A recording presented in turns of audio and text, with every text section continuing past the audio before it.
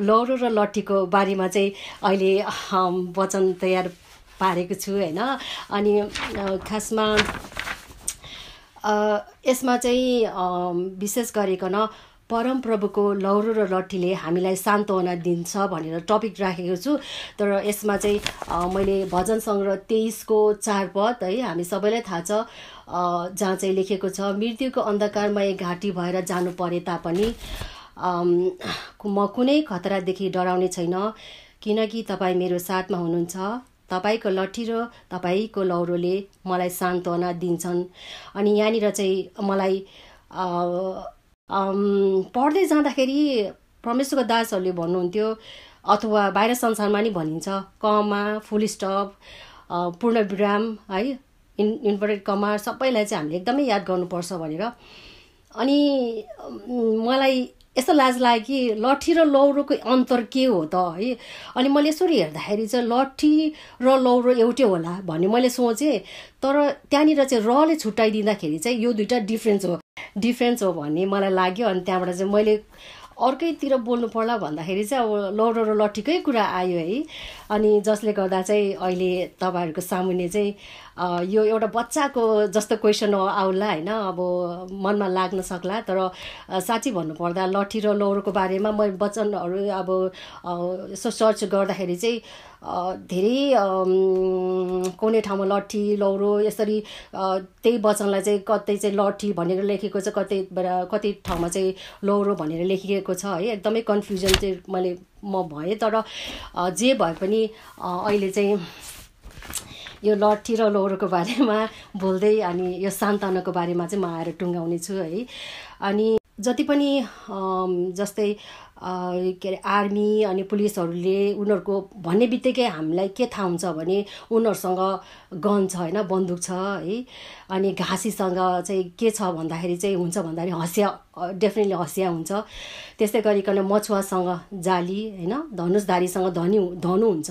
अनि हामीलाई यसले नै पिक्चर आउट गर्न सकिन्छ कि गोठालो भन्ने बित्तिकै गोठालोसँग चाहिँ लौरो र लट्ठी हुन्छ होइन। अनि लौरो र लट्ठीको बारेमा मैले मात्रै नबुझेको हो कि अरूले पनि बुझ्नु भएको छैन भनेर मैले कति साथीहरूलाई सोधेँ होइन। अनि कतिजना त म जस्तै कन्फ्युजमा हुनुहुँदो रहेछ। अनि मैले चाहिँ होइन, यो बारे चाहिँ मैले खोज्नुपर्छ भन्ने भयो है। अनि मैले चाहिँ पहिला चाहिँ रड लौरोको बारेमा छोटो जानकारी दिन चाहन्छु होइन। रड चाहिँ एउटा लामो काठ हो। अनि गोठालेले चाहिँ आफ्नो भेडाहरूलाई कुनै जनावरको आक्रमणबाट बचाउन अथवा शत्रुहरूबाट बचाउन जङ्गली जनावरहरूबाट र जङ्गली जनावर र भेडाहरूको बिचमा उभिएर सुरक्षा गर्न लौरोको प्रयोग गर्छ होइन। कतिपय भेडाहरू बसमा नबस्ने होइन, साढे भेडाहरूलाई अरू भेडाहरूसँगको लडन्तबाट छुट्याउन अनुशासनमा राख्दछ लौरोको कामले है। यो चाहिँ एउटा लामो काठ हो। अनि विषालु घाँसहरू खाइरहेका छन् भने हप्काउन, यसभित्र भेडालाई चाहिँ हामी आफैले कल्पना गर्दै जाउँ होइन। भेडा विषालु घाँसहरू भन्दाखेरि चाहिँ हामीले परमेश्वरको वचनतिर नगइकन संसारको कुरातिर जानु भनेको विषालु घाँसहरू खाएको जस्तै हो भनेपछि त्यो रडले चाहिँ हप्काउँछ। अनि भेडाहरूको भेडा मैले खोज्दै जाँदाखेरि यो भेटाएँ होइन। भेडाहरूको ऊन एकदम बाक्लो हुन्छ। त्यो ऊनलाई छुट्याएर, बाक्लो भएको कारणले गर्दाखेरि त्यो ऊनलाई छुट्याएर छालामा कतै कुनै किसिमको घाउ खटिरा भएको छ कि छैन भनेर एक्जामिन गर्न रडको काम हुन्छ होइन। अनि परमेश्वरको वचनले हामीलाई हाम्रो भित्र बाहिरबाट हामी राम्रो देखिन्छौँ, तर भित्र लागेको चोट कसैले पनि देख्दैन। त्यो परमेश्वरको लौरोले मात्रै देख्दछ है। त्यो वचन हो। अनि यो गोठालोको तन्काइएको अर्को राइट आर्म, हात पनि हो। जब गोठालोको अर्को दाहिने हातमा हुन्छ नि त लौरो होइन, अनि उसको चाहिँ एउटा लम्बाइएको अर्को हात हो, गर्दाखेरि चाहिँ उसको हात अझै लम्बिन्छ र धेरै भेडाहरूलाई चाहिँ प्रोटेक्सनमा ल्याउन सक्छ नि त उसले होइन। अनि एउटा लम्बाइको हात अर्को सेकेन्ड आर्म पनि भन्दो रहेछ। अनि रक्षा सुरक्षा र गार्ड गर्छ। रडले लौरोले चाहिँ अधिकार अथोरिटीको प्रेजेन्ट गर्छ अनि त्यसले शत्रुमाथि विजय दिन्छ जससँग अनि लौरो चाहिँ त्यो व्यक्तिसँग हुन्छ जससँग अथोरिटी हुन्छ, अधिकार हुन्छ। सानसानो बच्चा बच्चीहरूले त लौरो लिएर आमा बाबालाई थर्काउने काम त गर्दैन नि त। स्कुलमा पनि टिचरको हातमा हुन्छ र प्यारेन्ट्सको हातमा पनि त्यो लठीहरू हुन्छ जसले चाहिँ नानीहरूलाई कामहरू बिगारिरहेको छ भने यसो होइन गाइड गर्ने, करेक्सन गर्ने कामहरू हुन्छ है। अनि रड चाहिँ त्यस्तै 66 इन्चेस अथवा 5 फिट 6 इंचको हुन्छ भन्ने त्यो चाहिँ मैले पत्ता लगाएँ है। यो कहाँसम्म सही हो, तर तपाईँहरूले पनि यसो हेर्नु होला। 66 इन्चेस लङ हुन्छ भन्दाखेरि चाहिँ अनि मलाई यो नम्बरले फेरि एउटा स्ट्राइक गर्यो कि 66 इन्चेस पक्कै हो भने हाम्रो बाइबल पनि 66वटा पुस्तक मिलेर बनेको छ नि त होइन, लेखिएको छ भनेपछि समवेयर बिहाइन्ड द लाइन चाहिँ रड भनेको यो पुस्तकै हो, वचन है। मैले त्यसरी पत्ता लगाएँ होइन, मैले त्यसरी बुझेँ। मेरो यो बुझाइहरूमा मैले यो फाइन्ड आउट गरेमा रङहरू भएछन् भने अगुवाजनहरूले मलाई करेक्सन गरिदिनु हुनेछ अवश्य। अनि रड चाहिँ विशेष एनिमीसँग फाइट गरेर भेडाको प्रोटेक्सनको लागि हो। गोठालोले भेडालाई गन्न वा सङ्ख्या पत्ता लगाउन प्रयोग गर्छ, जसमा चाहिँ मैले के भेटाएँ भने लेवी 27:32 गन्ती गर्ने लौरोको मुनि, त्यहाँनिर चाहिँ के लेखेको छ भने गन्ती गर्ने लौरोको मुनि छिरेर जाने पशुमा गाईबस्तु वा भेडा बाख्रा जे होस् दशांश चाहिँ परमप्रभुको निम्ति पवित्र हुनेछ। अरू कुरालाई अलिकति हाइलाइट गर्दिनँ म। त्यहाँनिर चाहिँ गन्ती गर्ने लौरोको मुनि छिरेर जाने पशुहरू होइन परमेश्वरको लागि पवित्र हुन्छ। अनि मैले यसमा चाहिँ मैले के बुझेँ भने जब हामी परमेश्वरको लौरोको मुनि उहाँको वचनको अन्डरमा हामी पास भएर जान्छौँ भने चाहिँ हामी उहाँको सन्तान हुन्छौँ होइन। जसरी गोठालेले भेडाहरूलाई चाहिँ यसरी नम्बर्सहरू काउन्ट गरेर आफ्नोतिर ल्याउँछ होइन, भेडा र बाख्राहरू छुट्याउँछ अनि यसरी आफ्नोतिर ल्याउँदाखेरि चाहिँ हामी चाहिँ उहाँको त्यस्तै गरिकन छुट्याएर भेडा एकातिर होइन बाख्रा एकातिर भन्ने चाहिँ गरे जस्तै संसारको मानिस र परमेश्वरको हामी जनहरूलाई चाहिँ परमेश्वरले हामीलाई छुट्याउनुहुन्छ। अनि लौरोको मुनि भएर जानु भनेको अनुशासन अथवा सुधार वा संशोधन गर्ने तरिका मात्रै हो भन्नुभन्दा पनि सान्त्वना र विश्वसनीय प्रेमको स्रोत हो। हामीले त्यसरी लिनुपर्छ है। लठीले जहिले पनि हामीले यसरी नसोचौँ कि यसले चाहिँ ताड्न मात्रै दिन्छ, यसलाई तरलाउने मात्रै काम हो होइन, त्यो एउटा कुरा हो। तर विशेष गरिकन परमेश्वरको लौरो र परमेश्वरको लठीले चाहिँ हामीलाई सान्त्वना र विश्वसनीय प्रेमको स्रोत भनेर जनाउँछ है। अब चाहिँ स्टाफ त्यो लौरो लठीको बारेमा चाहिँ मैले के भेटाएँ भन्दाखेरि यो पनि लामो काठ नै हो है, यो काठै हो, अगाडिको लौरो पनि काठै हो, यो लट्ठी पनि काठै हो, तर यसको टुप्पो चाहिँ अङ्कुशे जस्तो हुन्छ, हुक हुन्छ है। अनि भेडाहरू खाडलतिर परेका खुट्टाहरू झाडीमा अल्झिएको छ भने यो लट्ठीले चाहिँ तानेर निकाल्छ। जस्तै हामीहरू कहिलेकाहीँ संसारमा अल्झिरहेका हुन्छौँ होइन, परमेश्वरको वचनले हामीले त्यहाँबाट निकालिदिनुहुन्छ।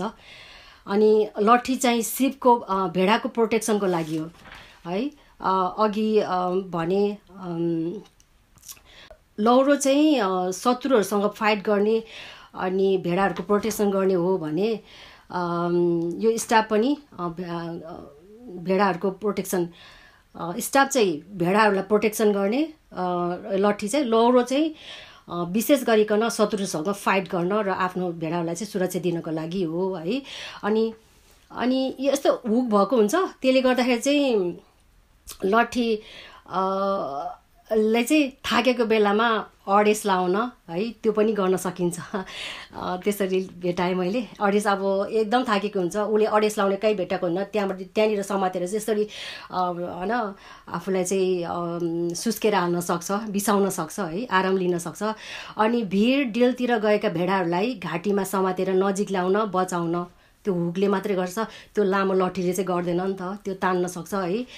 भेडाहरू बाटो देखाउन, भेडाहरूलाई बाटो देखाउन, गाइड गर्न, डोराउन होइन, अब यो लौरोको चाहिँ यो लट्ठीको चाहिँ काम हुन्छ भनेर त्यो चाहिँ मैले भेटाएँ होइन। अनि यो लौरो र लट्ठी चाहिँ गोठालोले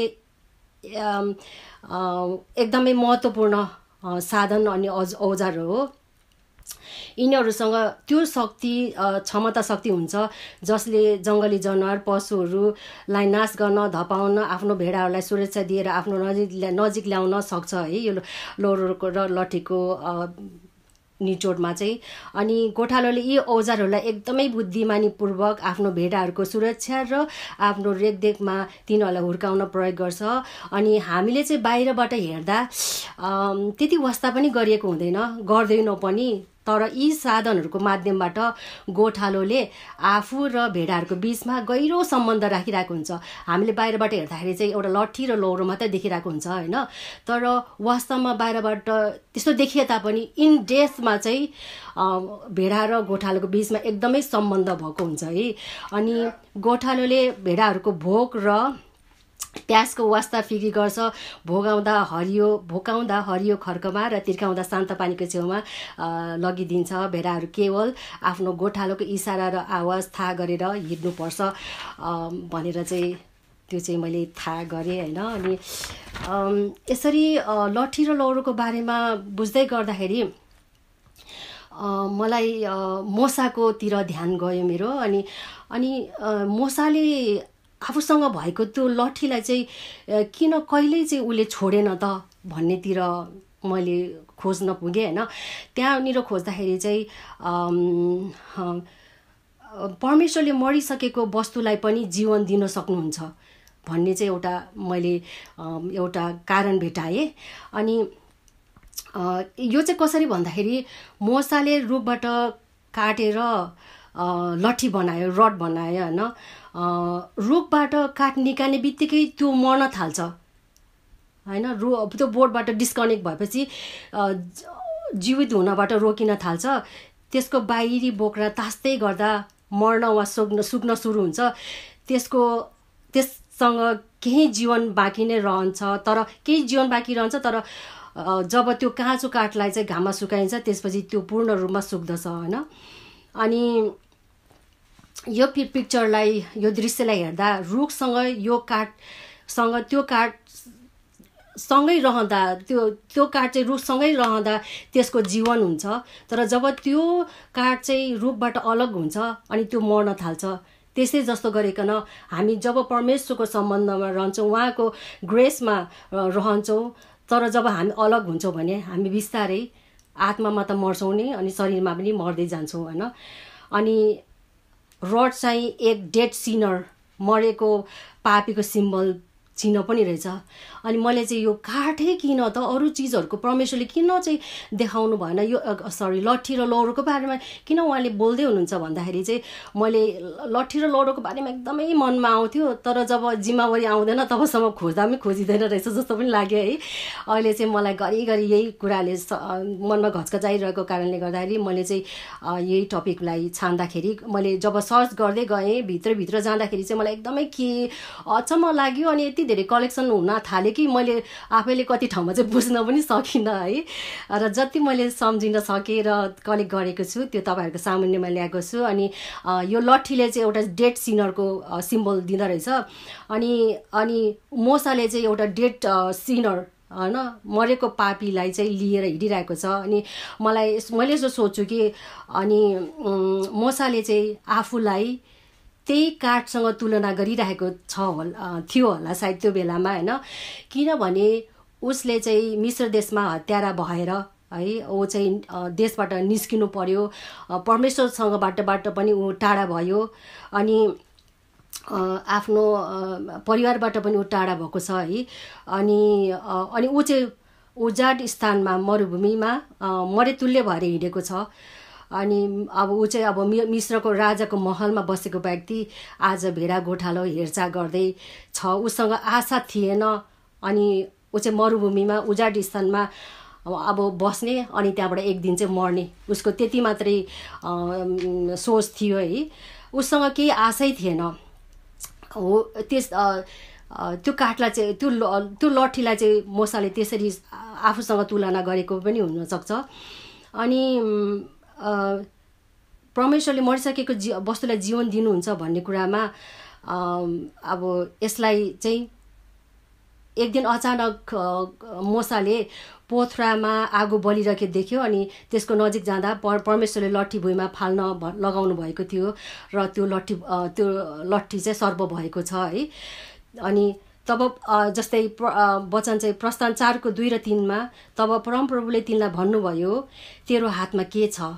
तिनले भने, लट्ठी।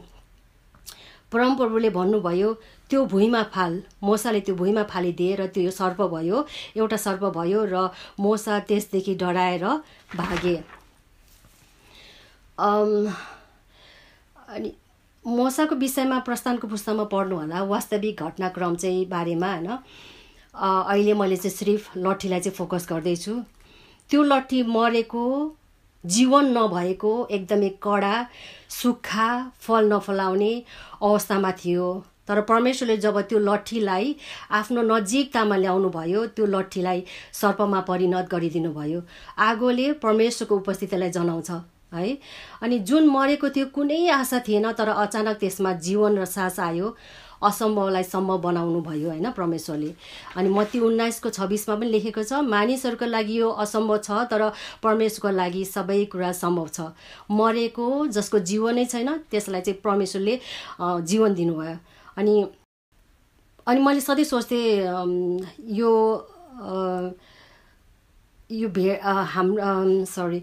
लट्ठी र लौरोको बारेमा, यसरी मोसाको बारेमा त भयो है। अनि यो कुन रुखबाट बनेको होला मलाई त्यस्तो लाग्थ्यो कि है। र त्यो क्रसको पनि मलाई आउँथ्यो कि वास्तवमा त्यो लट्ठी र क्रुस चाहिँ कसरी कुन रुखबाट बनेको होला भन्ने मलाई त्यो सोचाइ पनि आउँथ्यो। अनि मलाई जहाँसम्म लाग्छ तपाईँहरूलाई पनि त्यो अवश्य जिज्ञासा भएको हुनुपर्छ।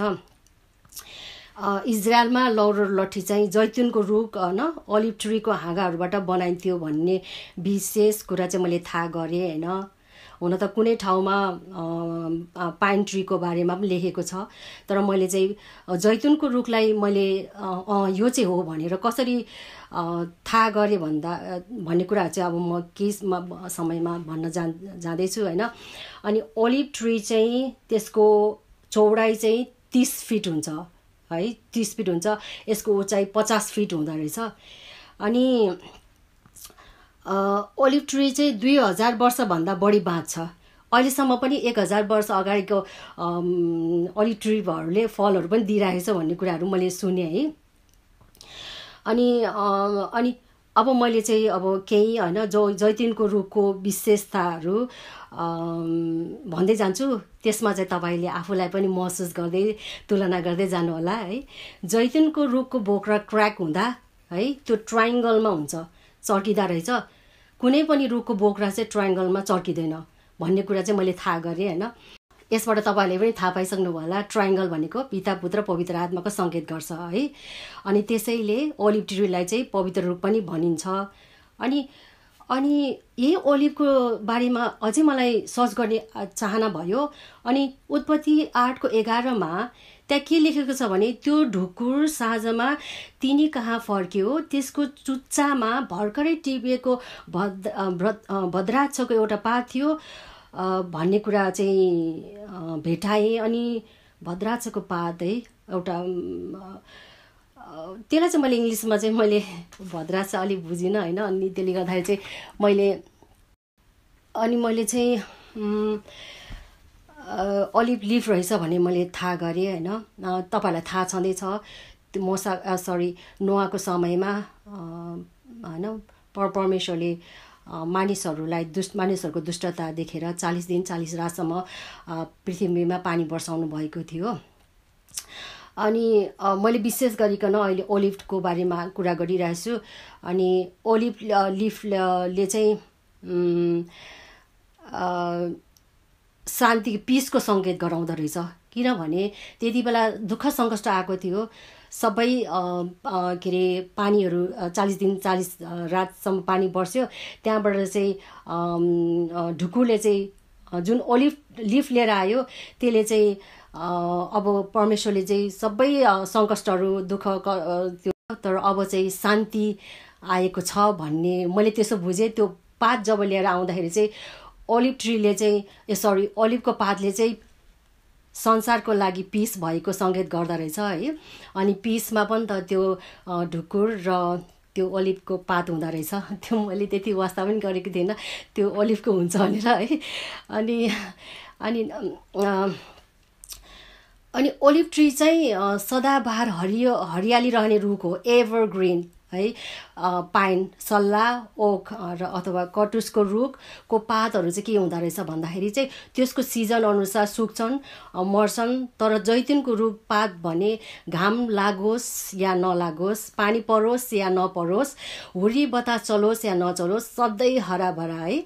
अनि यो चाहिँ हिब्रू 13:8 लेखेको छ, येशू क्रिस्ट हिजो आज र सदा सर्वदा एकसाथ समान हुनुहुन्छ है। अनि यो ओलिभ ट्रीले चाहिँ प्रभु येशूलाई चाहिँ उहाँको चाहिँ एउटा रूप हो भनिकन चाहिँ सिम्बल पनि हो भन्न सकिन्छ है। ओलिभ ट्रीलाई काट्दा है, जब ओलिभ ट्रीलाई काटिन्छ, त्यो हाँगाहरू काटिन्छ, त्यो रुखबाट अचम्मको कुरा मैले पत्ता लगाएँ, तर तपाईँहरूले थाहा पाइसक्नु भएको थियो होला है। र यो मैले पत्ता लगाएको कुरा सही भएको होस् है। त्यसमा चाहिँ के लेखेको भेटायो भने ओलिभ ट्रीलाई काट्दाखेरि त्यो रुखबाट चाहिँ फ्रुट्सहरूको होइन, फलफुलको जस्तो बास्ना आउँछ अरे क्या। ओलिभ ट्रीले अचम्म लाग्यो, रुख काट्दाखेरि पनि फलफुलको जस्तो बास्ना आउने ट्री पनि हुन्छ र भन्ने मलाई आयो। मलाई अझै त्यो जैतुनको रुखलाई छेउमा गएर काटेर हेर्नु चाहिँ मलाई मन लाग्यो कि है। अनि मलाई ठ्याक्क सम्झना आइदिनु भयो पवित्र आत्माले। गलाती 5:22 प्रेम, आनन्द, शान्ति, धैर्य, दया, भलाइ, विश्वस्तता, नम्रता, संयम। मैले कल्पना गरेँ त्यो रुखबाट यही फलहरूको बास्ना आइरहेको छ है। आमेन। अनि हालेलुया। हजुर। अनि प्रभु येशूलाई पनि जैतुनको काठको क्रसमा बनाएर टाँगेको हामी पाउँछौँ। भनिन्छ रोमीहरूले मानिसहरूलाई यरुसलेमको गेट बाहिर क्रुसिफाइड गर्न ओलिभ ट्रीको काठ नै क्रस बनाउँथे भन्ने मैले भेटेँ। जैतुनको रुख नै हुनुपर्छ। कति पाइन ट्री त कतै ओक ट्री भनेको पाउँछौँ, तर जैतुनको रुख नै हो भनेर मैले चाहिँ त्यो भेटाएँ। किनकि मत्ती 26:36 लेखेको छ, गेतसमनीमा येशू आफ्ना चेलाहरूसँग प्रार्थना गर्न जानुभयो। येशू प्रभु चाहिँ पक्राउ पर्नुभन्दा अगाडिको कुरा होइन। अनि लुका 22:39 पनि जैतुन डाँडामा येशूको प्रार्थना भनेर त्यहाँनिर लेखेको छ है, जैतुन डाँडामा होइन। अनि यो चाहिँ भयो येशू प्रभु चाहिँ पक्राउ पर्न अघिको घटनाहरू। अनि यो पदहरूबाट पनि थाहा गर्न सक्छ कि त्यति बेला चाहिँ जैतुनको बोटहरू नै बढी थिए त्यति बेला है। अनि निष्कर्षमा चाहिँ म के भन्छु भने मोसाको हातमा त्यो लट्ठी साधारण थियो है, तर जब त्यसलाई परमेश्वरको हातमा वा शरणमा राख्यो, उसको हातमा हुँदा त्यसले चाहिँ जीवन पायो। त्यसपछि उसले त्यस लट्ठीलाई परमेश्वरको लट्ठी भनेको छ। त्यो लट्ठी चाहिँ उसको हातमा हुँदाखेरि चाहिँ त्यो एउटा साधारण लट्ठी थियो, तर जब परमेश्वरको नजिकमा त्यो लट्ठीलाई चाहिँ फालिदियो भने चाहिँ उसले चाहिँ त्यो सर्पले चाहिँ जीवन पाएको छ है। अनि जैतुनको बोट अनि हाँगाहरू हेर्दा राम्रो देखिँदैन। अनि मैले पनि जैतुनको रुख कस्तो हुन्छ भनेर मलाई थाहा पनि थिएन है। अनि मैले चाहिँ गएर पुरा गुगलमा सर्च गरेँ, यति राम्रै नदेख्दो रहेछ। त्यो यस्तो खालको त्यसको स्ट्रक्चरहरू एकदम घिनलाग्दो होइन। अनि हाँगाहरू हेर्दा राम्रै देखिँदैन। त्यस्तै प्रभु येशूले हाम्रो पापहरूको खातिर कोराको चोट खाँदै गर्दा यति कुरो बनिनु भयो, देखिनु भयो कि नजिक जान पनि र हेर्न पनि डरलाग्दो थियो होइन। जब कोराको चोट खाँदै गर्दै हुनुहुन्थ्यो, ती प्रत्येक कोराको चोटले हाम्रो जीवनमा सुगन्ध बास्नाहरू थपिँदै थियो। त्यो महसुस चाहिँ मैले गरेँ। अनि हामीले भन्छौँ म कति पनि राम्रो छैन, मेरो जीवन खत्तम, केही गर्न सक्दैन, आदि इत्यादि है, आफूलाई असफलताको कुरामा कमजोरीमा लैजान्छौँ। तर मोसा पनि एक हत्यारा थियो, तर जब उनी परमप्रभुको साथमा हिँडे, मिस्र देशबाट इजरायलीहरूलाई निकालेर ल्याएको छ है। त्यस्तै हामी पनि प्रभुमा जीवन पाएका व्यक्तिहरू हौँ, ज्योतिका सन्तानहरू हौँ। अन्धकारसँग हाम्रो सम्बन्ध छैन, हाम्रो सदा विजय हुन्छ। आमेन, प्रेज द लर्ड। अनि अघि चाहिँ यो परमेश्वरको लट्ठी चाहिँ उसले मोसाले किन छोडेन भन्दाखेरि चाहिँ त्यहाँ जीवन थियो, परमेश्वर जीवन दिनुभएको होइन। र अर्को चाहिँ लट्ठीले सन्तुलन ल्याउँछ, ब्यालेन्स दिन्छ है। त्यो चाहिँ कसरी भन्दाखेरि चाहिँ मोसाले मिस्रमा फारोको कठोर हृदयको कारण परमेश्वरको लट्ठीको सहायताले विभिन्न विपत्तिहरू ल्याएको छ। तर जब ऊ यस्तो ठाउँमा आइपुग्यो जहाँ उसले चाहिँ यस्तो परिस्थितिको सामना गर्नु पर्यो जुन उसले कहिल्यै पनि गरेको थिएन, सायद म सोच्छु उसले कल्पना पनि गरेको थिएन क्या।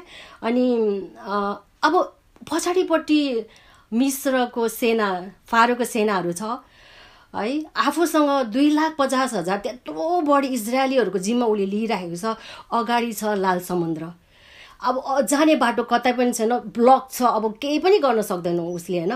अनि लाल समुद्रको बारेमा मैले के पत्ता लगाएँ भन्दाखेरि पवित्र आत्माले दिनुभयो नम्बर्सहरू, पवित्र आत्मामा धन्यवाद है। त्यहाँनिर चाहिँ मैले के भने, लाल समुद्र चाहिँ 12 माइल्स है, 12 माइल्स डिस्टेन्स चाहिँ 12 miles to the other side है। लाल समुद्र चाहिँ परसम्म पुग्दाखेरि 12 माइल्स है। त्यसको गहिराई चाहिँ 1600 फिट डिप तल हुँदो रहेछ। अब 12 माइल्सको त कसैले पनि पौडी खेलेर जान सक्दैन नि त। अब त्यस्तो अवस्थामा है, त्यहाँनिर सानो बच्चाहरू छन्, वृद्धहरू छन्। अब उसले जिम्मा लिएको छ है, मैले यो ठाउँमा लैजान्छु भने उसले जिम्मा लिएको छ, यति केही गर्नु पनि सक्दैन। अब उसले के गर्ने? तर प्रस्थान 14:16 लेखेछ, परमेश्वरले भन्नुभएको छ मोसालाई, तैँले चाहिँ आफ्नो लहुरो, यहाँनिर म हाइलाइट गर्न चाहन्छु, आफ्नो लहुरो उठाएर आफ्नो हात समुद्रतिर पसारेर त्यसलाई 2 भाग गर कि इजरायलीहरू समुद्रको बीचबाट ओबानो जमिनमा हिँडेर जाउन्।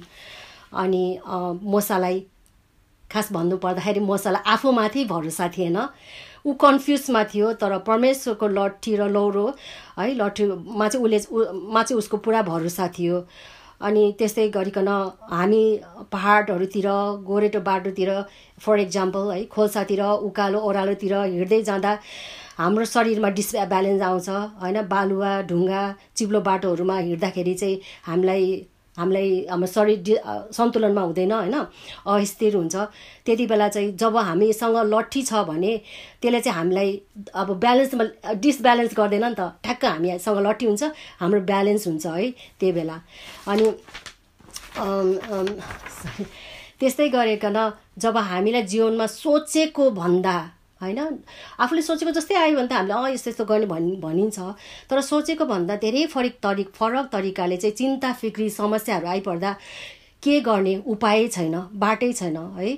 अनि चारैतिर शून्य देखेको बेलामा, भएको बेलामा, लागेको बेलामा हामी जब चाहिँ परमेश्वरको समीपमा हामी रहन्छौँ भने, परमेश्वरमा चाहिँ पुरा भरोसा गर्छौँ भने, जसरी मोसालाई त्यो लाल समुद्रबाट होइन, त्यहाँनिर चाहिँ सबै इजरायलीहरूलाई चाहिँ मोसाको सेनाहरूबाट बचाएर 2 भाग भयो लाल समुद्र होइन, बचाएर चाहिँ उसले चाहिँ उता अगाडि लगेको थियो भने बचाएको थियो। त्यस्तै गरिकन हामीले कुनै पनि उपायहरू बाटोहरू नभेटाएको बेलामा चाहिँ परमेश्वरले हामीलाई जब उहाँको शरणमा जान्छौँ भने हाम्रो जीवनमा पनि एउटा ब्यालेन्स भएर आउँछ है। हाम्रो जीवन एकदमै ब्यालेन्स है, सन्तुलनमा आउँछ, हामी धुरमुर हुनु पर्दैन है। अनि त्यसै गरिकन 3 मा चाहिँ केही कुराको आशा नदेख्दा पनि पुरा बन्दोबस्त मिलाउँछ भनेर चाहिँ मैले त्यो भेटाएँ। अनि जस्तै अघि चाहिँ लाल समुद्र 2 भाग भएको छ, यहाँनिर चाहिँ आशा नदेख्दा पनि पुरा बन्दोबस्त प्रोभाइड गरिदिनुहुन्छ। जबकि 2,50,000 इजरायली उनीहरूले चाहिँ के भनिरहेछ भने, अब हामीलाई पानी तिर्खा लाग्यो भनेर कराइरहेछन् त, उजाड स्थानमा कताबाट पानी ल्याउने है, कताबाट पानी ल्याउने। अनि प्रस्थान 17:5 र 6 लेखेको छ, परमप्रभुले मोसालाई भन्नुभयो, इजरायलीहरूका धर्मगुरुहरूमध्ये कतिलाई साथमा लिएर मानिसहरूका अघि जा र तैँले नील नदीलाई हिर्काएको तेरो लौरो पनि यहाँनिर म हाइलाइट गर्छु, लौरो, मैले लौरो र लट्ठीको कुरा गरिरहेको छु होइन विशेष गरिकन। अनि तैँले नील नदीलाई हिर्काएको तेरो लौरो पनि आफ्नो हातमा लिएर जा। म होरेबमा भएको चट्टानमा तेरो लागि खडा हुनेछु, तैँले चट्टानलाई हिर्काउनु र मानिसहरूले पिउनलाई त्यहाँबाट पानी निस्कनेछ। यसरी परमप्रभुको आज्ञा मानेपछि उनीहरूले ढुङ्गाबाट पानी पाएको कुरा छ है। हालेलुया। अनि हाम्रो जीवनमा पनि रोगले यति दीर्घ समयसम्म सताइरहेको हुन्छ। किन निको नभएको म, होइन, किन मलाई जहिले पनि पैसाको अभाव भइरहेछ, किन मैले कामहरू पाइरहेछ, मेरो सम्बन्धहरू किन बिग्रिरहेछ, म जति गर्छु मिलिरहेको छैन है। त्यस्तो अवस्थामा परमेश्वरको वचनले प्रशस्तता, सफलता, शक्तिशाली घोषणा, होइन, अब हामीले जब गर्छौँ हाम्रो विजय हुन्छ। परमेश्वरलाई धन्यवाद। अनि लास्टमा चाहिँ शरीरको अभिलाषालाई अधीनतामा राख्छ। अघि चाहिँ जीवन ल्यायो, अनि त्यहाँबाट चाहिँ सन्तुलन आयो, अनि हामीलाई बन्दोबस्त मिलाइदिनु भएको छ, अनि शरीरको अभिलाषालाई अधीनतामा राख्छ। अनि यसमा चाहिँ प्रस्थान 17:9 लेखिएको छ, अनि मोसाले यहोशुलाई भने, हाम्रा निम्ति मानिसहरू चुनेर अमालेकीहरूसित युद्ध गर्न जाऊ। भोलि परमप्रभुको लहुरो मेरा हातमा लिएर म डाँडाको टाकुरामा खडा हुनेछु। जबसम्म मोसाले परमप्रभुको लौरोलाई लिएर हात माथि उठाएको छ है, माथि उठाएको छ, इजरायलीहरूको विजय भएको छ। त्यहाँनिर लौरो म लिएर जान्छु भनेर त्यहाँनिर भन्नुभएको छ होइन। माथि जाँदाखेरि चाहिँ जब उसले हात उठाएको छ, इजरायलीहरूको विजय भएको छ हात उठाउँदाखेरि है। अनि तर हात तल झार्दाखेरि चाहिँ अमालेकीहरूको जित भएको छ। अनि यहाँनिर चाहिँ मैले के थाहा गरेँ भने अमालेकीहरू भनेको इभिल, दुष्टहरू हो। त्यो भनेको शरीरको अभिलाषाहरू हो है। जस्तो समयमा पनि जब हामी हातहरू उचालेर है परमेश्वरलाई प्रशंसा दिन्छौँ, अनि मेरो अभिलाषाले मलाई जित्न खोज्दा, जस्तै शरीरको अभिलाषा भन्नाले धनको लोभ पनि हुन्छ, जागिरको लोभ, मान सम्मानमा घमण्ड है, इत्यादि पहाडहरू अनि हुन्छ। अनि यस्तो अवस्थाहरूमा चाहिँ हामी जब मोसाले जस्तै डाँडामा गएर हातहरू उचालेर हामीले परमेश्वरलाई माथि उचाल्छौँ भने चाहिँ परमेश्वरले हामी विजय गर्नुहुन्छ। अनि यहाँनिर चाहिँ मोसा चाहिँ एउटा ठाउँमा बसेर परमेश्वरको प्रशंसा गरेको छैन। मोसा चाहिँ होइन डाँडामा गएको छ। अनि यहाँनिर चाहिँ मैले आफूलाई ल्याएँ, म केवल मेरो घरभित्र मात्र होइन, मण्डलीमा मात्र होइन, तर संसारले देख्ने गरेर परमेश्वरको आराधना गर्नुपर्छ। जब हामी एउटा ठाउँमा मात्रै बस्ने होइन, अनि एउटा गाउँमा मात्रै होइन, तर हामीले चाहिँ परमेश्वरको प्रशंसा चाहिँ हामी एउटा सारा संसारमा छरिएर चाहिँ हामीले आराधना गर्न सक्नुपर्छ। अनि बाइबलमा त्यहाँनिर भनेको छ मोसा एक्लैले त्यो काम गर्न सक्दैन थियो, उसको हातहरू माथि उचालिराख्दा थाक्थ्यो पनि होइन। तर त्यस बेला हारुन र हुरले सहायता गरेको छ, अनि इजरायलीहरूले विजय गरेको छ। त्यस्तै गरिकन हाम्रो समयहरूमा पनि हामीले एक अर्काको हातहरू उचाल्दै परमेश्वरलाई प्रशंसा गर्दै अघि हिँडेमा विजय चाहिँ हाम्रो हुन्छ। यसको अर्थ एक आपसमा परमेश्वरको सम्बन्धमा रहेर, चर्चको समूहभित्र रहेर परमेश्वरको काम गर्यो भने सफलता अनि विजय चाहिँ परमेश्वरले हामीलाई दिनुहुन्छ। यो हाम्रो विजय होइन, परमेश्वरको विजय हुन्छ है। अनि यसमा परमेश्वरको लौरो लट्ठीको बारेमा बोल्दै गर्दा विभिन्न व्याख्याहरू छन् है, रहेछ।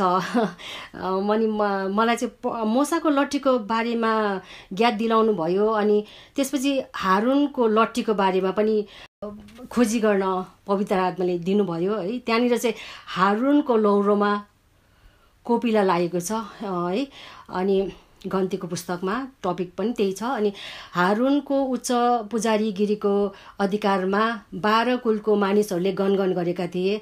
हारुनको लागि एक चुनौती भएको छ त्यो बेला है।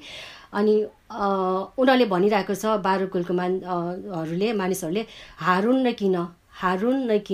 किन हामी हुन सक्दैनौँ भनेर चाहिँ उनीहरूले गणगण गरेको छ है 12 कुलको मानिसहरूले।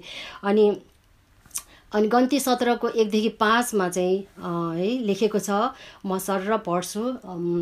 त्यहाँनिर चाहिँ परमप्रभुले मोसालाई भन्नुभयो इजरायलीहरूले भनेर तिनीहरूका पुर्खाका कुलबाट एकवटा गरी 12वटा लहुरोहरूले र तिनीहरू हरेकको नाउँ तैँले तिनीहरूको आफ्नो लौरोमा लेख। लेवीका कुलको लौरोमा तैँले हारुनको नाउँ लेख, किनकि हरेक कुलको प्रमुख मानिसको निम्ति एउटा लौरो हुनुपर्छ। भेट हुने पालमा गवाई पार्टीको सामुन्ने मैले तिमीहरूसित भेट गर्ने ठाउँमा ती राखिदे। जुन मानिसलाई म रोज्छु त्यसको लौरो टुसाउनेछ। यसरी इजरायलीहरूले तेरो विरुद्धमा सुनाउने गनगन म बन्द गरिदिनेछु। परमप्रभुले भने जस्तै गरिकन आफ्ना पुर्खाको कुल अनुसार हरेक कुल नायकले आफ्ना आफ्ना लौरोमा आफ्ना नाम लेखे र गवाई पार्टीको पालमा परमप्रभुको सामुन्ने राखिदिए होइन। अनि गन्तीको 17को 8मा पनि लेखेको छ, भोलिपल्ट मोसा गवाई पार्टीको पालमा गए अनि लेवी घरानाको निम्ति राखेको हारुनको लौरोको कोपिला लागेको रहेछ र कोपिला लागेर फुलेको र हाडे बदाम पनि पाकिसकेको रहेछ। हारुन महान पुजारी चाहिँ प्रभु येशूको रूप हो। हारुनको लौरोमा कोपिला लाग्नु चाहिँ प्रभुको रिजरेक्सन हो होइन। रिजरेक्सनको फिगरलाई बुझिन्छ। अनि जसले उहाँ चाहिँ महान पुजारी परमेश्वरको पुत्र हुनुहुन्छ भन्ने चिनारी पनि गराउँछ है। अनि हारुन चाहिँ जसरी महान पुजारी भनेको छ, प्रभु येशूलाई पनि हामीले महान पुजारी भन्दछौँ होइन। अनि लौरोमा चाहिँ एउटा मालिकको नाम हुन्छ। जसरी त्यहाँ 12 कुलको त्यो लट्ठीमा नामहरू लेखेको थियो त्यसै गरी 12 कुलको नामहरू हुन्छ। अनि फिलिपी 2को 9 र 11मा सर र म 2वटा वचन चाहिँ पढ्न गइरहेको छु। फिलिपी 2को 9 र 11मा चाहिँ त्यहाँ लेखेको छ, त्यसै कारण परमेश्वर उहाँलाई अति उच्च पार्नुभयो जो हरेक नाउँभन्दा उच्च छ कि स्वर्गमा पृथ्वीमा र पृथ्वीमुनि भएको हरेक प्राणीले येशूको नाउँमा घुँडा टेक्नुपर्छ। नाउँ त्यो लट्ठीमा लौरोमा नाउँ लेखिएको थियो, येशूको नाउँमा हामी सबैले घुँडा टेक्नुपर्छ र हरेक जीवले परमेश्वर पिताका महिमाको निम्ति येशू ख्रीष्टलाई प्रभु भनी स्वीकार्नुपर्छ। त्यस्तै गरिकन यूहन्ना 14:14मा पनि लेखेको छ, तिमीहरूले मेरो नाउँमा कुनै थोक माग्यो भने म गरिदिनेछु। हारुनको लौरोमा उसको नाउँ थियो र परमेश्वरले त्यो लौरो रोज्नुभयो है। अनि ऊ महान पुजारी भएको छ। त्यस्तै अहिले हामी सामु प्रभु येशू मानिसको रूपमा हुनुहुन्न, तर स्वर्गमा हाम्रो लागि प्रार्थना गरिराख्नु भएको छ। आज प्रभु येशूको नाउँलाई हामीले अधिकारको साथ प्रयोग गर्न सकिन्छ, कुनै पनि शङ्का बिना होइन। पुरा विश्वास गरेर प्रभु येशूको नाउँलाई हामीले घोषणा गर्दा हाम्रा महान पुजारी, राजाहरूको राजा, प्रभुका प्रभुले कुनै कुरामा कमी, समस्या, चिन्ता होइन राख्नुहुन्न। अनि कुनै कुराहरूमा चाहिँ हामीले तत्कालै तुरुन्तै सकारात्मक परिवर्तनहरू देख्न सक्दैनौँ होला। अनि कहिलेकाहीँ चाहिँ केही नभएको जस्तो पनि देख्न सक्छौँ, तर प्रभुको नाउँमा त्यो शक्ति छ जसले उहाँको आफ्नो समयमा पुरा गर्नुहुन्छ। हालेलुया, प्रेज द लर्ड। अनि अब मैले अघि नै भनिसकेको थिएँ, परमेश्वरको लौरो र लट्ठीले चाहिँ सान्त्वना दिन्छ। म एकदम क्विक जान्छु है। अनि त्यहाँनिर मैले चाहिँ परमेश्वरको लौरो र लट्ठीले चाहिँ सान्त्वना, अब सान्त्वनाको टपिकमा म जान्छु। परमेश्वर सबैमा सान्त्वना हुनुहुन्छ है। अनि सान्त्वना चाहिँ कम्फर्ट चाहिँ ग्रिक शब्दको प्याराकल, मैले प्रोनाउन्स गर्न रङ गरेँ भने सरी है, प्याराकलबाट आएको रहेछ। प्याराकल 2 शब्दहरू मिलेर बनेको छ। प्याराको अर्थ निकट अनि समीप, अनि कालेको अर्थ बोलाउनु। सङ्कष्टमा हामीले उहाँलाई पुकार गरेर सान्त्वना पाउँदछौँ होइन। हामीले चाहिँ उहाँलाई हाम्रो नजिकमा हामीले बोलाउने होइन, बोलाउँदाखेरि चाहिँ हामीले चाहिँ त्यो कम्फर्ट पाउन सक्छौँ होइन। अनि कम्फर्टको अन्त सान्त्वनाको अर्थभित्र हामीले धेरै कुराहरू अर्थहरू भेटाउँछौँ, जहाँ चाहिँ इन्करेजमेन्ट है, प्रोत्साहन, हौसला, प्रेरणा अनि त्यस्तोहरू चाहिँ मैले त्यसरी भेटाएँ। अनि अरू विभिन्न त्यसको अर्थहरू। अनि हामी के अरे क्रिस्चियन भइसकेपछि, परमेश्वरमा विश्वास गरिसकेपछि साधारण तौरले चाहिँ हामी आराधना सङ्गति जान्छौँ, घरेलु सङ्गति जान्छौँ, काम गर्छौँ, सेवाको काम गर्छौँ, बाइबल स्टडी गर्छौँ, प्रार्थना गरेर मात्र यस्तो यताउति गरेर मात्रै परमेश्वरको नजिक हामी जान सक्दैनौँ के। र बुझ्ने चेष्टा, यदि हामी यो गरेर चाहिँ हामी परमेश्वरको नजिकमा जान सक्छौँ भन्ने हो भने चाहिँ त्यो चाहिँ पुरा सही हुन सक्दैन होइन, र गलत पनि होइन। तर त्योभन्दा अर्को कुरा चाहिँ हाम्रो लागि परमेश्वर चाहिँ को हुनुहुन्छ भन्ने कुरा चाहिँ जब चाहिँ हामी त्यो सफरिङ्सहरूबाट तिरस्कारहरूबाट आपत्तिमा पीडामा hallelujah oh yes Lord yes hallelujah रबखुन्द यस ओ यस हालेलुया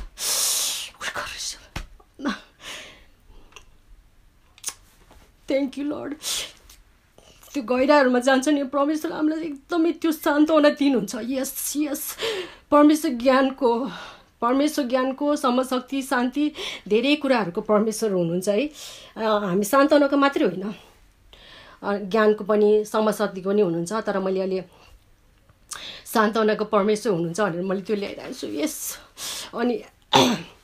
अनि यो कुरालाई चाहिँ मैले होइन सङ्गति सेवाको कुराहरूलाई मात्रै किन भनिरहेको भन्दाखेरि चाहिँ मैले एउटा चाहिँ कसैले यसो भनेको पनि मैले भेटाएँ होइन असल महान सिपाही चाहिँ ब्यारेक है छाउनीमा होइन न त परेडको मैदानमा नै छ तर युद्धको मैदानमा बन्दै गरेको हुन्छ जब हामी सफरिङ्सहरूबाट जान्छौँ नि प्रभुले हामीले त्यति बेला चाहिँ हामी उहाँको एकदम होइन एकदम हामी उहाँलाई चाहिँ थाहा गर्न सक्छौँ कि हामी ट्रायल्सहरूबाट परीक्षाहरूबाट समस्याहरूबाट जब जान्छौँ त्यति बेला चाहिँ परमेश्वरले हामीलाई सान्त्वना दिनुहुन्छ त्यति बेला परमेश्वरको सान्त्वना चाहिँ हामीले एकदमै नजिकबाट महसुस गर्न सक्छौँ होइन हालेलुया अनि भजन सङ्ग्रह 94:19 लेखेको छ जब मेरो मनमा ज्यादा फिक्री तपाईँको सान्त्वनाले मेरो प्राणलाई आनन्दित तुल्याउँछ त्यति बेला चाहिँ केही पनि देखेको हुन्न के मेरो सामुन्नेमा कोही पनि छैन म एक्लो छु त्यस्तो घडीहरूबाट जाँदाखेरि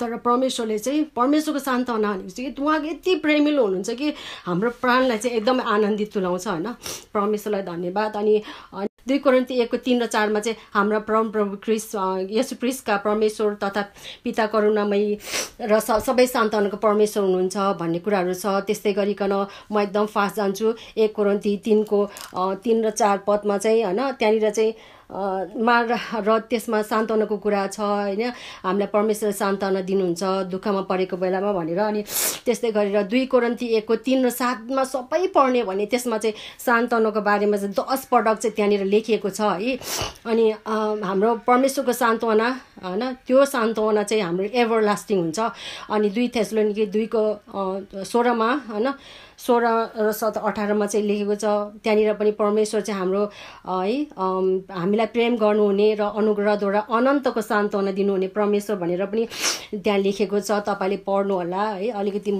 समयहरूलाई म ख्याल गर्दैछु अनि त्यस्तै गरिकन स्वर्गीय सान्त्वनाको स्रोतहरू चाहिँ कहाँबाट आउँछ त भन्ने कुराहरूमा चाहिँ अब हामीले चाहिँ मुक्तिदाताको सान्त्वना भनेर चाहिँ मैले भेटाएँ होइन अनि त्यसमा चाहिँ प्रभु येशू यस पृथ्वीमा हुनुहुँदा उहाँ आफ्ना चेलाहरूको सान्त्वनादाता हुनुहुन्थ्यो हामी सान्त्वना चाहिँ कसरी पाउने स्रोतहरूमा स्वर्गीय सान्त्वनाको बारेमा चाहिँ मुक्तिदाताको सान्त्वना भन्ने कुरालाई मैले भेटाएँ त्यहाँनिर चाहिँ प्रभु येशू यो पृथ्वीमा हुँदाखेरि चेलाहरूको सान्त्वनादाता हुनुहुन्थ्यो कसरी भन्दाखेरि चाहिँ आँधी बेरियोको माझमा प्रभु उनीहरूको माझमा हुनुहुन्थ्यो होइन अनि उनीहरूलाई चाहिँ स्थिर राख्नुभयो अनि खानाहरूको अभाव भएको बेलामा परमेश्वरले उहाँ हरेकको छेउमै बसेर अघि मैले भने नि नजिकतामा कम्फर्टको परिभाषा दिँदाखेरि चाहिँ ग्रिकबाट एकदम नजिकमा गएर होइन अनि खानाहरू उपलब्ध गराउनु भएको छ शत्रुहरूको हातबाट चाहिँ अत्याचारमा परेका बेलामा चाहिँ परमेश्वर उहाँहरूको नजिकमै भएर नै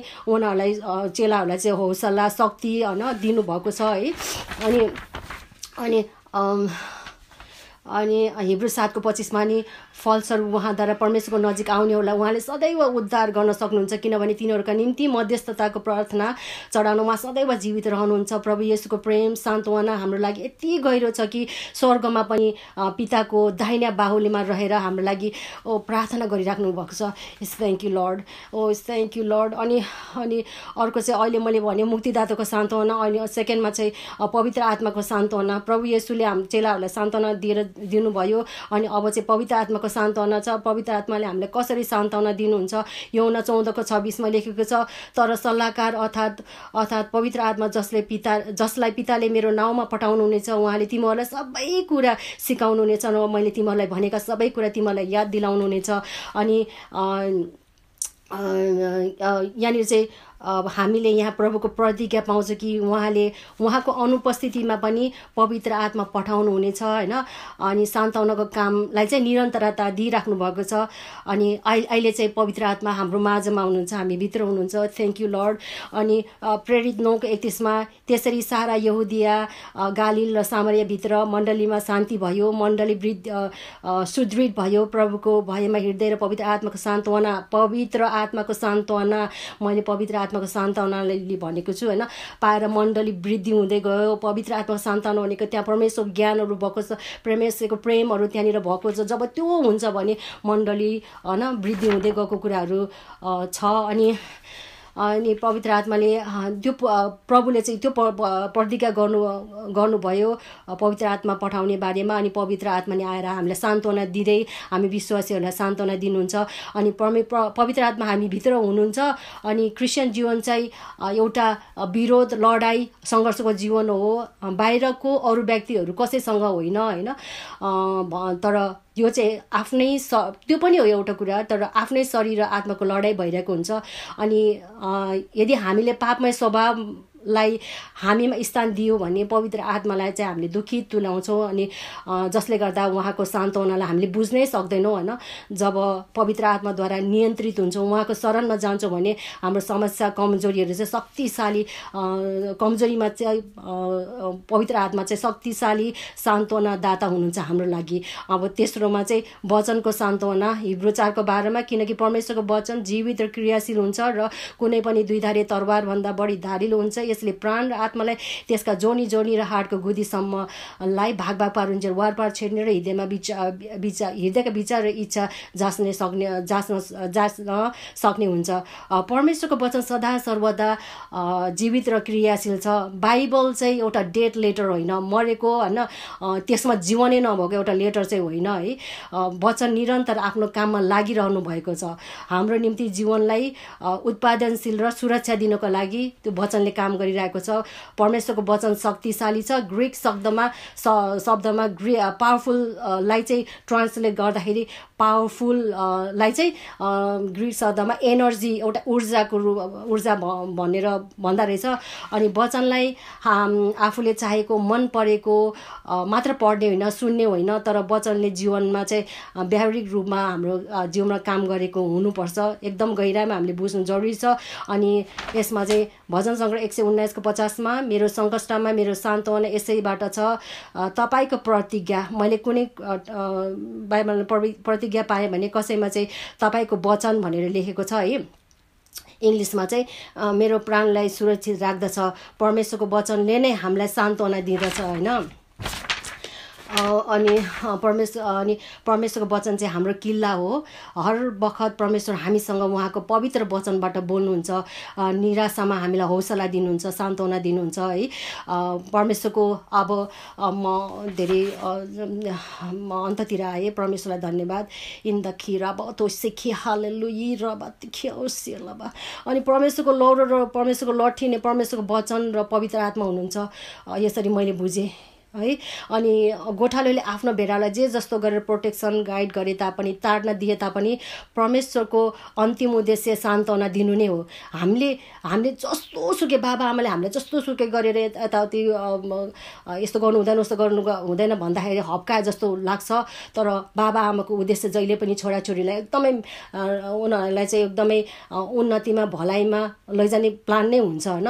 त्यस्तै जस्तो गरिकन परमेश्वरको लट्ठी र लौरो अथवा वचन र पवित्र आत्माले चाहिँ हामीलाई सान्त्वना दिँदछ। अनि हामीले परमेश्वरको सान्त्वनालाई है जब बुझ्छौँ अनि तब मात्रै हामी उहाँको एकदमै नजिक जाँदछौँ होइन। अनि हामीलाई चाहिँ अलरेडी हामी विजेता छौँ, तर विजेता भन्दा पनि अझै विजेता अझै परमेश्वरको नजिकमा गएर चाहिँ हामीले काम गर्न सक्छौँ होइन। अनि लास्टमा चाहिँ मैले दुईवटा वचन पढ्न चाहेँ। मत्ती 28:20 हेर म युगको अन्तसम्म सधैँ तिमीहरूको साथमा छु। व्यवस्था 3:31 पनि भन्छ बलिया र साहसी हो, यिनीहरूसित नडराऊ र त्रसित नहौ, किनभने तिमीहरू परमप्रभु परमेश्वर नै तिमीहरूसँग जानुहुन्छ। उहाँले तिमीहरूलाई कहिले छोड्नुहुन्न न त त्याग्नुहुनेछ। हो थ्याङ्क यू लर्ड। परमेश्वरलाई धन्यवाद। अनि अब हामीले चाहिँ यही गरौँ होइन, सदा परमेश्वरको वचनको भोजन गरौँ। हामीले बुझ्यौँ परमेश्वरको लट्ठी र लौरो हाम्रो लागि वचन र उहाँको सान्त्वना, के अरे लट्ठी र लौरो चाहिँ हाम्रो लागि वचन र उहाँको सान्त्वना चाहिँ भोजन हो होइन। अनि पवित्र आत्मासँग निरन्तर प्रार्थना गर्दै सधैँ उहाँ परमेश्वर पिता प्रभु येशू ख्रीष्टमा सधैँ आनन्दित हौँ भनिकन चाहिँ म हामी सबैसँग अनुरोध गर्दछु। अनि यही प्रार्थना गर्दछु कि होइन प्रभु हामीलाई चाहिँ तपाईँको वचन र पवित्र आत्माद्वारा तपाईँसँगको गहिरो सम्बन्धमा लैजानुहोस् भनिकन म प्रार्थना गर्दछु र हामी सधैँ तपाईँको मार्गहरूमा आज्ञाकारिता र विश्वासमा हिँड्न सकौँ भनिकन चाहिँ म यही प्रार्थना गर्दछु। हुन्छ मैले वचन पढाइमा होइन कहिलेकाहीँ के अप्ठ्यारो भयो है, तपाईँले सुनिदिनु भयो अनि परमेश्वरलाई धन्यवाद। जे जति पवित्र आत्माले मलाई सङ्कलन गर्नु दिनुभयो म त्यो तपाईँहरूको सामुन्नेमा पेश गरेको छु। यति भन्दै म वचनलाई चाहिँ अन्त गर्न चाहन्छु। परमेश्वर पिताले तपाईँहरू सबैलाई मलाई पनि होइन आशिष प्रशस्त मात्रामा आशिष दिनुभएको होस्। हुन्छ, धन्यवाद। जय मसीह।